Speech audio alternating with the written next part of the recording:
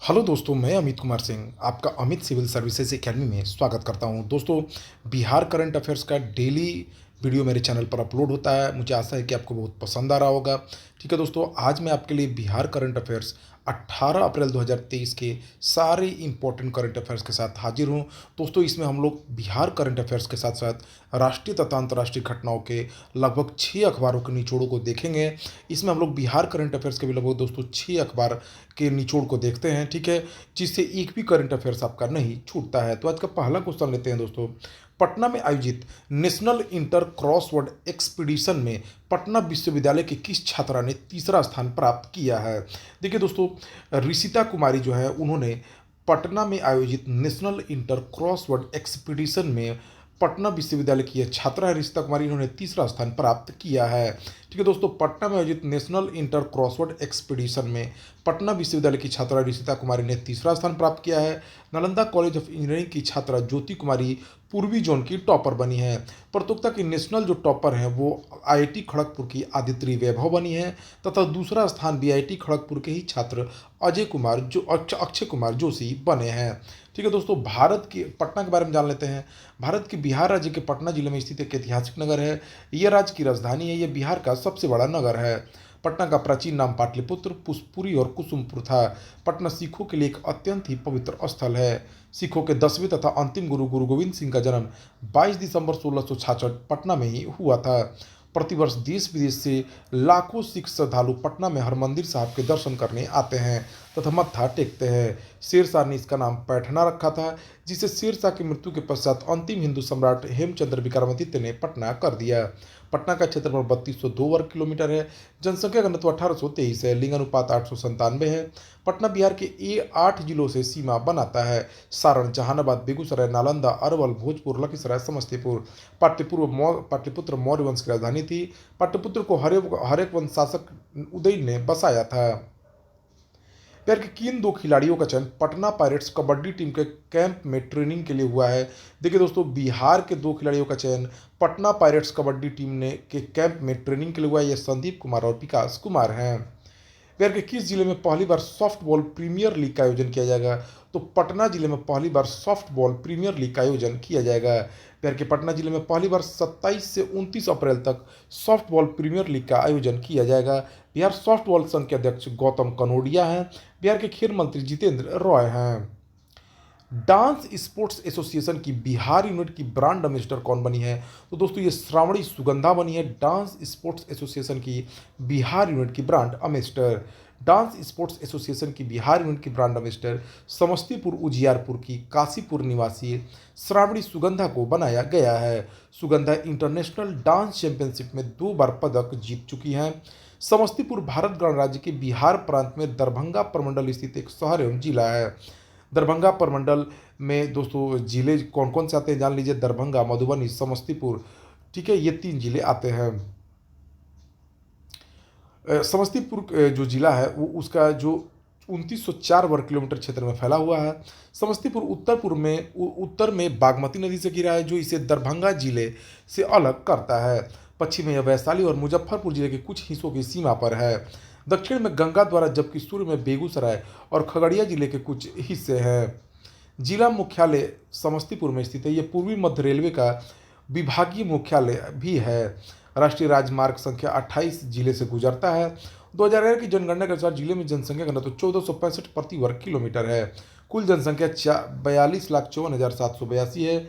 समस्तीपुर को मिथिला का प्रवेश द्वार भी कहा जाता है। समस्तीपुर का पारंपरिक नाम सरैसा है। साक्षरता यहाँ की 63.81% है। लिंग अनुपात 909 है। राजेंद्र कृषि विश्वविद्यालय समस्तीपुर जिले में पूसा नामक स्थान पर है। पूसा में भारत का पहला कृषि विश्वविद्यालय और अनुसंधान केंद्र अंग्रेजी हुकूमत द्वारा स्थापित किया गया था। तो दोस्तों देखिए, बहुत ही इंपॉर्टेंट करंट अफेयर चल रहा है। आप जो चैनल पर नए हैं, चैनल को सब्सक्राइब जरूर कर ले दोस्तों। ठीक है, बहुत आपको ऐसे ही इंपॉर्टेंट करंट अफेयर्स मिलते रहेंगे। 5वां क्वेश्चन, हाल ही में वैभवगिरी पर्वत के जंगलों में आग लगने से जंगलों को क्षति पहुंची है। बिहार में वैभवगिरी पर्वत कहाँ स्थित है? तो देखिए दोस्तों, बिहार में वैभवगिरी पर्वत जो है राजगीर में स्थित है। अंतर्राष्ट्रीय पर्यटक स्थल राजगीर के वैभवगिरी पहाड़ पर करीब 36 घंटे से आग लगी हुई है। आग ने वैभवगिरी पर्वत श्रृंखला के करीब 3 किलोमीटर के क्षेत्र को अपनी चपेट में ले लिया है। आग की वजह से पहाड़ी के ऊपर आसमान में धुएं के बादल छाए हुए हैं। पेड़ पौधों के जलने की बदबू पूरे राजगीर के साथ साथ आसपास के क्षेत्रों में भी फैल गई है। राजगीर मगध भारत के बिहार राज्य के नालंदा जिले में स्थित एक ऐतिहासिक नगर है। यह कभी मगध साम्राज्य की राजधानी हुआ करती थी। वसुमतीपुर, बृहदत्पुर, गिरिब्रज और कुशग्रपुर के नाम से भी इसे जाना जाता है। आजकल ये राजगीर के नाम से जाना जाता है। आजाद शत्रु के शासनकाल में पहली बौद्ध संगति यहीं पर हुई थी। यह हिंदू, जैन और बौद्ध तीनों धर्म के धार्मिक स्थल है। राजगीर की पहचान मेलों के नगर के रूप में भी है। इनमें सबसे प्रसिद्ध मकर और मलमास मेला है। शास्त्रों में मलमास 13वें मास के रूप में वर्णित है। प्रमुख जो पर्यटक स्थल है यहाँ के राजगीर वन्यजीव अभयारण्य, गुदकूट पर्वत, लाल मंदिर, वीरशासन धाम तीर्थ, दिगंबर जैन मंदिर, गर्म जल के झरने, स्वर्ण भंडार, विपुलांचल पर्वत, आचार्य महावीर कृति, दिगंबर जैन सरस्वती भवन, बिंबिसार का बंदगिरी, सप्तपर्णी गुफा, मनियार मठ और विश्व शांति स्तूप हैं। मुख्यमंत्री नीतीश कुमार ने बिहार में जहरीली शराब पीने से मृत हुए व्यक्तियों के परिवारों के आश्रितों को कितनी मुआवजा राशि देने की घोषणा की है? तो दोस्तों 4 लाख जो है जहरीली जो शराब पिए थे दोस्तों, जहरीली शराब पीने से जो भी लोग मरे उनके परिजनों को 4 लाख रुपए की मुआवजा राशि दी जाएगी।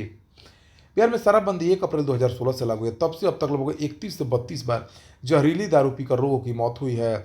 मुख्यमंत्री नीतीश कुमार ने बिहार में जहरीली शराब पीने से मृत हुए व्यक्तियों के परिवारों के आश्रितों को 4-4 लाख रुपए मुआवजा राशि देने की घोषणा की है। हाल ही में रिपोर्ट के अनुसार बिहार में 1.84 करोड़ लोगों ने शराब पीना छोड़ दिया है। बिहार के मद्य निषेध और उत्पाद विभाग के मंत्री सुनील कुमार हैं। बिहार के एकमात्र ऑटोनोमस प्राप्त कॉलेज कौन सा है? देखिए दोस्तों, बिहार का एकमात्र ऑटोनोमस प्राप्त कॉलेज पटना विमेंस कॉलेज है। बिहार की एक नई घोषणा के अनुसार बिहार के 10 वर्ष पुराने नैक से मान्यता प्राप्त कॉलेज ऑटोनोमस कॉलेज के लिए आवेदन दे सकते हैं।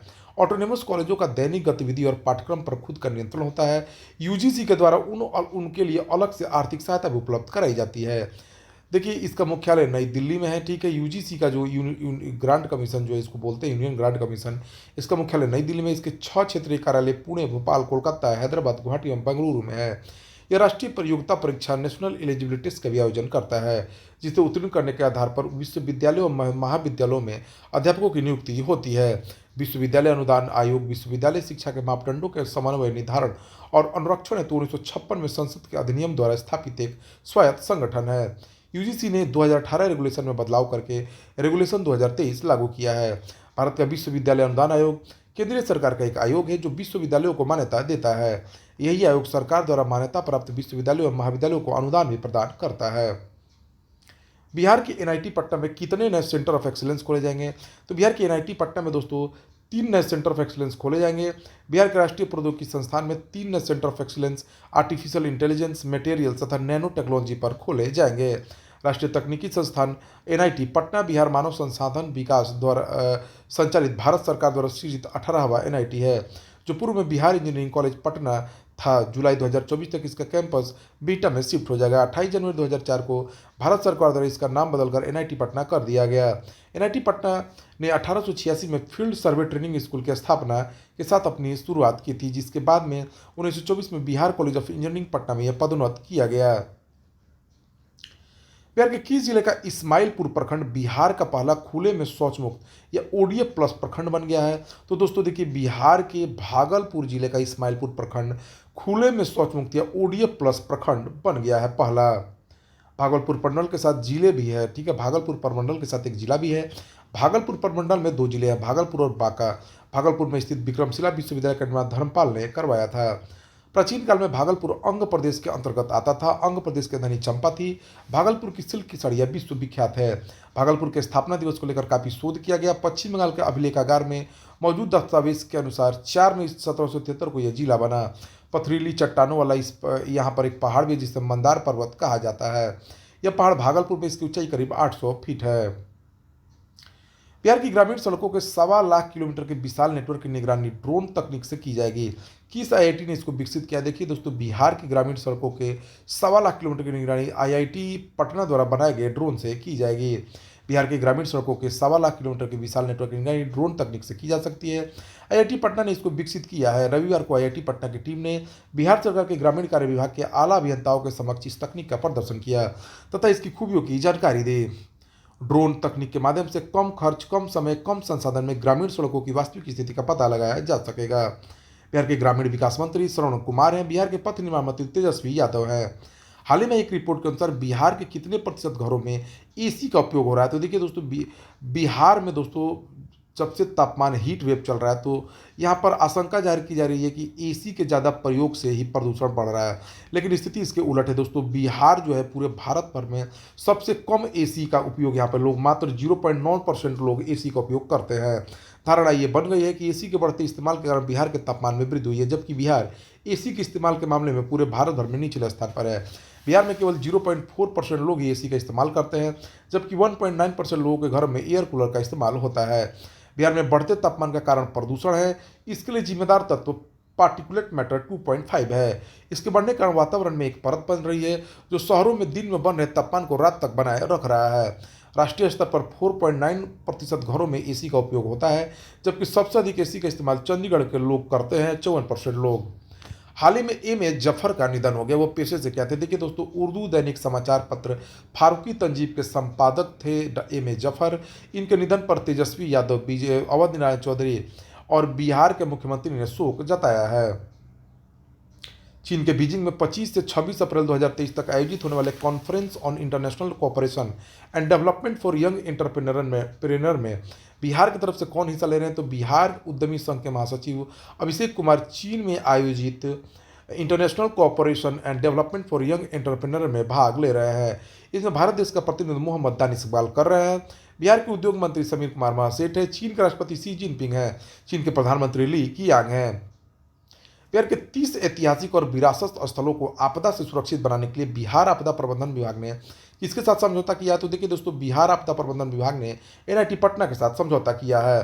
बिहार का नालंदा एवं बोधगया को यूनेस्को की विश्व धरोहर सूची में भी शामिल किया गया है। G20 के तहत बिहार में श्रमिक सम्मेलन आयोजन 22 से 23 जून को किस जिले में आयोजित किया जाएगा, तो पटना में 22 से 23 जून 2023 को G20 के तहत बिहार श्रमिक सम्मेलन का आयोजन किया जाएगा। दाखिल खारिज मामलों के निपटारे में मार्च में बांका जिला का कौन सा अंचल पूरे बिहार में प्रथम आया, देखिए दोस्तों, दाखिल खारिज मामलों के निपटारे में मार्च में टॉप 10 जिलों में 7 जो अंचल हैं वो बांका के ही 7 अंचल आए हैं। ठीक है, तो अमरपुर जिला सबसे टॉप आया और मुजफ्फरपुर का पारू जो अंचल है सबसे निचले स्थान पर आया है। बिहार के किस जिले में स्थित मोतीपुर पंचायत को राष्ट्रीय पंचायत पुरस्कार से सम्मानित किया गया है, तो ये समस्तीपुर में स्थित मोतीपुर पंचायत को राष्ट्रीय पंचायत पुरस्कार से सम्मानित किया गया है।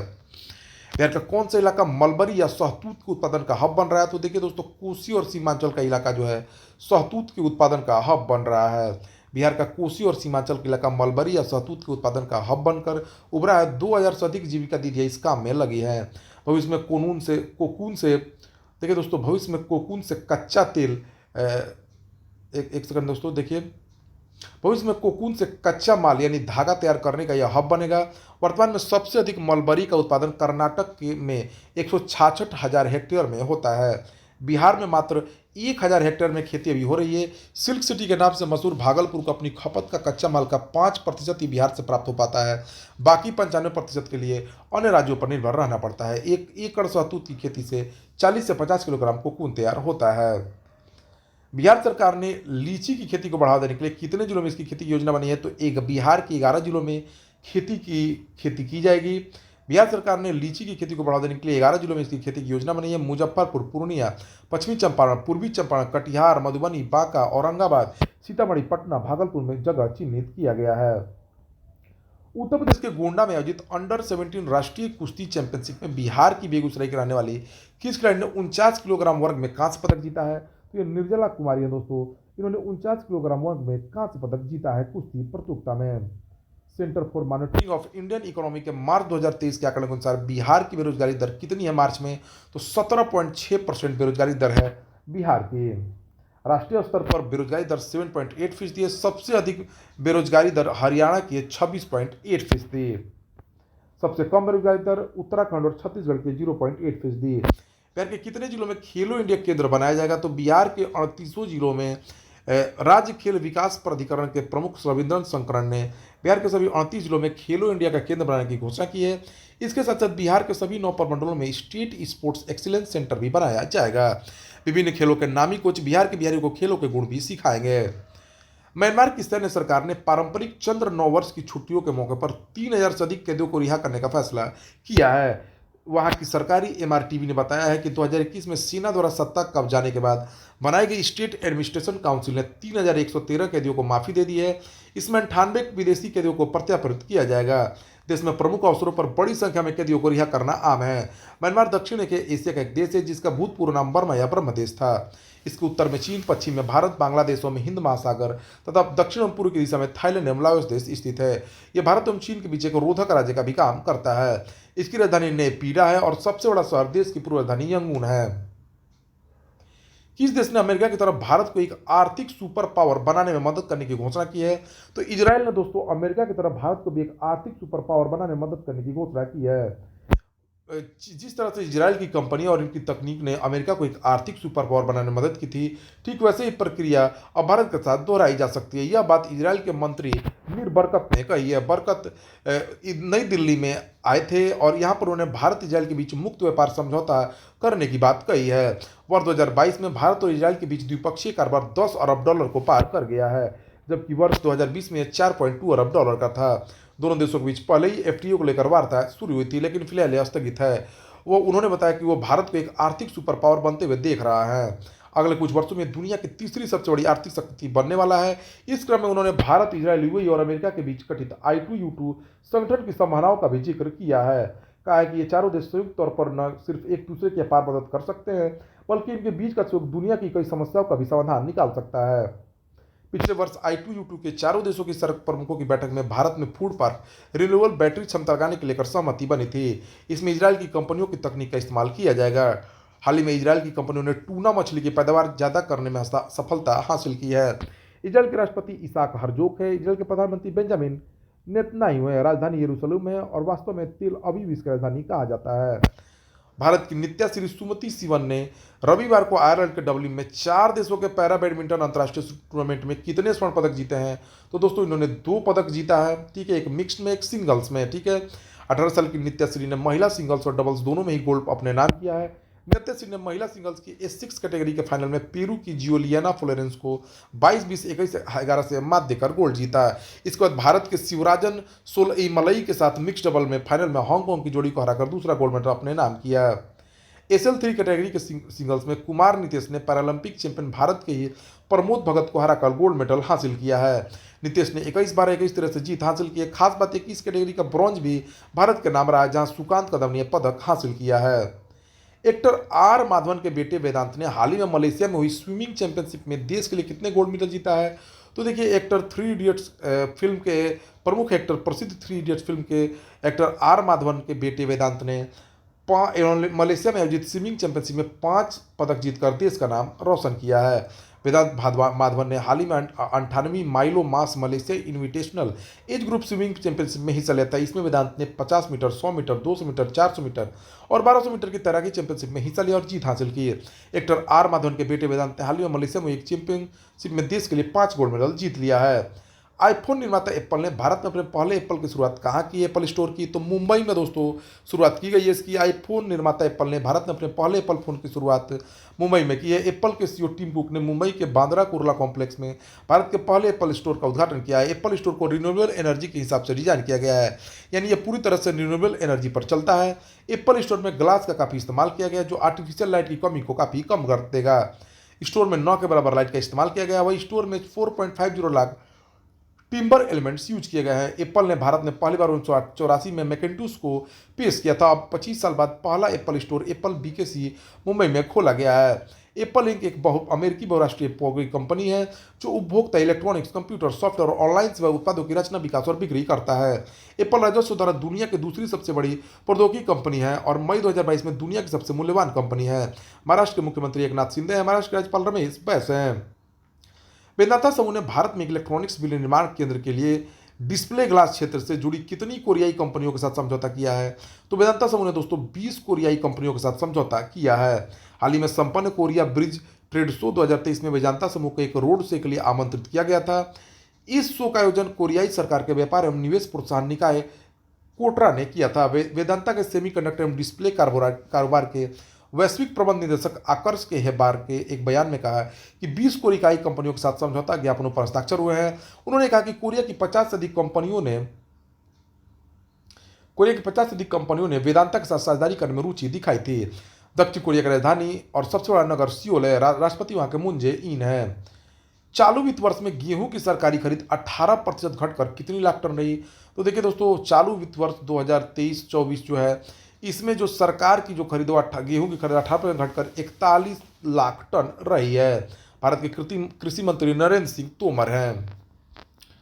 2022-23 में यात्री वाहनों का निर्यात कितना प्रतिशत बढ़ा है? देखिए दोस्तों, 15% यात्री वाहनों का निर्यात बढ़ा है। Society of Indian automobiles manufacturers की रिपोर्ट के अनुसार 2022-23 में कुल यात्री वाहन का निर्यात 6,62,891 यूनिट रहा। 2.5 लाख वाहनों के निर्यात के साथ मारुति सुजुकी सबसे आगे रहे। मित्सुबिशी इलेक्ट्रिक किस राज्य में स्थित महिंद्रा वर्ल्ड सिटी डेवलपर्स के औद्योगिक पार्क में 22.2 करोड़ डॉलर के निवेश से एयर कंडीशनर और कंप्रेसर बनाने का कारखाना लगाई गई? तो चेन्नई में लगा रही है दोस्तों मित्सुबिशी इलेक्ट्रिक चेन्नई में महिंद्रा वर्ल्ड सिटी डेवलपर्स के औद्योगिक पार्क में 22.2 करोड़ डॉलर के निवेश से एयर कंडीशनर और कंप्रेसर बनाने का कारखाना लगाएगी। ठीक है। तमिलनाडु के मुख्यमंत्री एम.के. स्टालिन है। तमिलनाडु के राज्यपाल आर.एन. रवि हैं।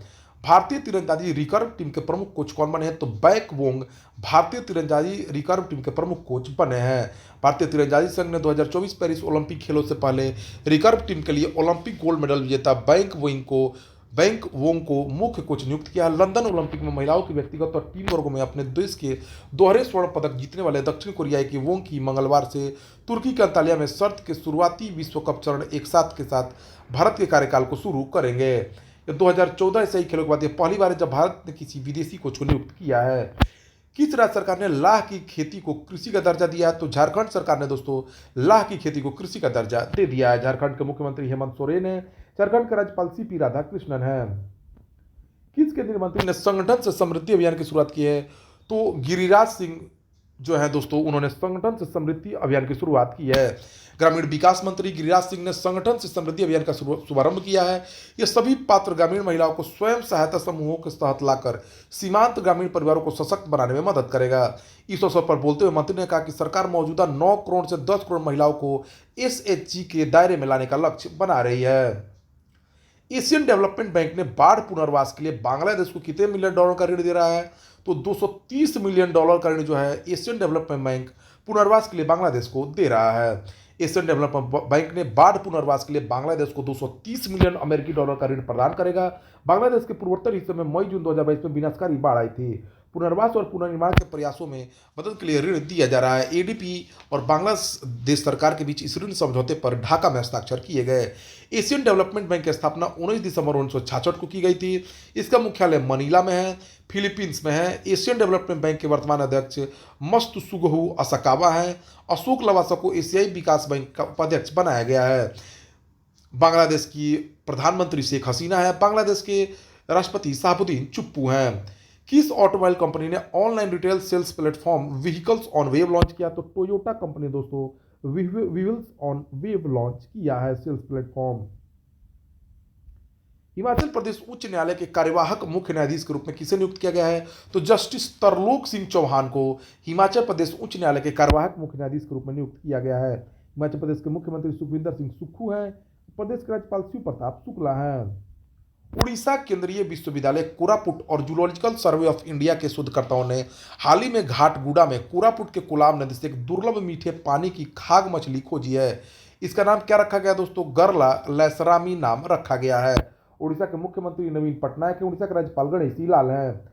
किस राज्य के कम्बक अंगूर को जीआई टैग मिला है दोस्तों? तो तमिलनाडु राज्य के कम्बक अंगूर को जीआई टैग मिला है। जीआई टैग तमिलनाडु के प्रसिद्ध कम्बक पनीर थाराचाई को प्रदान किया गया है, जिसे कम्बक अंगूर के रूप में भी जाना जाता है। तमिलनाडु में पश्चिमी घाट पर स्थित कुंभुक घाटी को दक्षिण भारत के अंगूर शहर के रूप में भी जाना जाता है, जहां पनीर थाराचाई की खेती की जाती है। ठीक है। अंगूर जो है विटामिन, टार्टरिक एसिड और एंटीऑक्सीडेंट से भरपूर होते हैं। तमिलनाडु के बारे में राज्य का गठन 26 जनवरी 1950 को था। इसकी सीमाएं 14 जनवरी 1969 को फिर से खींची गई। ये अरब सागर, बंगाल की खाड़ी और हिंद महासागर के मुहाने पर स्थित है। तमिलनाडु केले और फूलों का सबसे बड़ा उत्पादक है। आम, रबर, मूंगफली, नारियल का दूसरा सबसे बड़ा उत्पादक है और कॉफी का तीसरा सबसे बड़ा उत्पादक है। राज्यपाल यहाँ के रविंद्र नारायण रवि है। मुख्यमंत्री M.K. स्टालिन है। विधानसभा की सीटें 235 है। राज्यसभा की सीटें 18 है। लोकसभा की सीटें 39 है। 18 अप्रैल को विश्व धरोहर दिवस के रूप में मनाया जाता है। विश्व धरोहर दिवस 2023 की विषय क्या है, तो विश्व धरोहर दिवस की 2023 का थीम विरासत परिवर्तन है। केंद्रीय विज्ञान और प्रौद्योगिकी मंत्री डॉक्टर जितेंद्र सिंह ने कहां पर युवा पोर्टल का शुभारंभ किया है, तो केंद्रीय विज्ञान और प्रौद्योगिकी मंत्री डॉक्टर जितेंद्र सिंह ने नई दिल्ली में युवा पोर्टल का शुभारंभ किया है। नई दिल्ली के मुख्यमंत्री अरविंद केजरीवाल हैं। नई दिल्ली के राज्यपाल विनय कुमार सक्सेना है। इसका उद्देश्य संभावित युवा स्टार्टअप को जोड़ना और उनकी पहचान करना है। विज्ञान और प्रौद्योगिकी मंत्री डॉक्टर जितेंद्र सिंह ने एक सप्ताह एक प्रयोगशाला कार्यक्रम का भी शुभारंभ किया है। यह कार्यक्रम स्टार्टअप के टिकाऊ बने रहने के उद्योग में हितधारकों के व्यापक आधारित भागीदारी की आवश्यकता पर बल देता है। ठीक है। CSR की स्थापना 1942 में भारत सरकार द्वारा की गई थी। ठीक है। संस्थापक इसके शांति स्वरूप भटनागर हैं। अध्यक्ष इसके नरेंद्र मोदी है। महानिदेशक डॉक्टर N. कलेल सेल्व है। ठीक है। 17 अप्रैल 2023 को किस प्रसिद्ध अर्थशास्त्री को 2023 के मैल्कम आदिशिष्य पुरस्कार के लिए चुना गया है, तो प्रसिद्ध अर्थशास्त्री उत्ता पटनायक को मैल्कम आदिशिष्य पुरस्कार के लिए चुना गया है। ठीक है।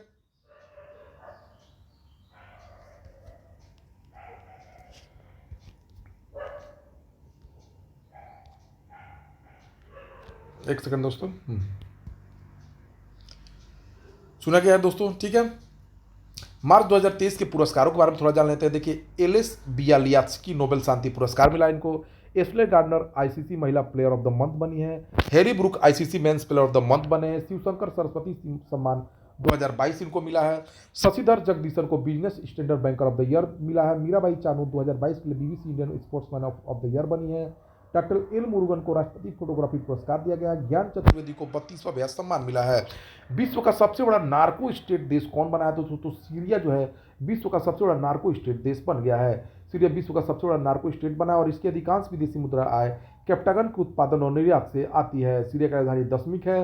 आधिकारिक भाषा अरबी है। राष्ट्रपति बशर अल असद है। उपाध्यक्ष नजह अल अख्तर है। प्रधानमंत्री हुसैन अरनूस है। ठीक है। तो दोस्तों यह रहा 18 अप्रैल 2022 का सारे इंपॉर्टेंट करंट अफेयर्स। तो दोस्तों जो नए हैं चैनल को जरूर सब्सक्राइब कर ले। Thank you for watching my video.